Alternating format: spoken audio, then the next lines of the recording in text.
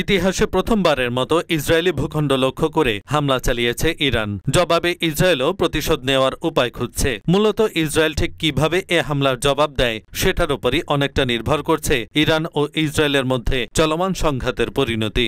এমন অবস্থায় ইরানের ওপর সম্ভাব্য হামলার প্রস্তুতি চূড়ান্ত করেছে ইসরায়েলি বিমান বাহিনী। যদিও এতে আঞ্চলিক এই সংঘাত ব্যাপক আকার ধারণ করতে পারে বলে আশঙ্কা রয়েছে। মঙ্গলবার এক প্রতিবেদনে এই তথ্য জানিয়েছে বার্তা সংস্থা আনাদোলু। প্রতিবেদনে বলা হয়েছে, ইসরায়েলের বিমান বাহিনী ইরানের ওপর সম্ভাব্য হামলার প্রস্তুতি সম্পন্ন করেছে বলে সোমবার ইহুদিবাদী এই দেশটির স্থানীয় গণমাধ্যমে বলা হয়েছে। ইসরায়েলের পাবলিক ব্রডকাস্টার KAN বলেছে, তেল আবিব সীমিত প্রতিক্রিয়া দেখানোর পরিকল্পনা করছে, যা ইরানকে সর্বাত্মক যুদ্ধ এড়াতে সুযোগ দেবে। পরিকল্পিত ইসরায়েলি আক্রমণের প্রকৃতি সম্পর্কে ইসরায়েলি এই পাবলিক ব্রডকাস্টার বলেছে, ইসরায়েলি প্রতিক্রিয়া হতে পারে ইরানের অভ্যন্তরে হত্যাকাণ্ড বা একটি বিস্তৃত সাইবার আক্রমণ। একজন ইসরায়েলি কর্মকর্তার বরাত দিয়ে KAN বলেছে, ইরানের বিরুদ্ধে কোনো হামলা চালানোর আগে যুক্তরাষ্ট্রকে সে বিষয়ে জানানোর প্রতিশ্রুতি দিয়েছে ইসরায়েল।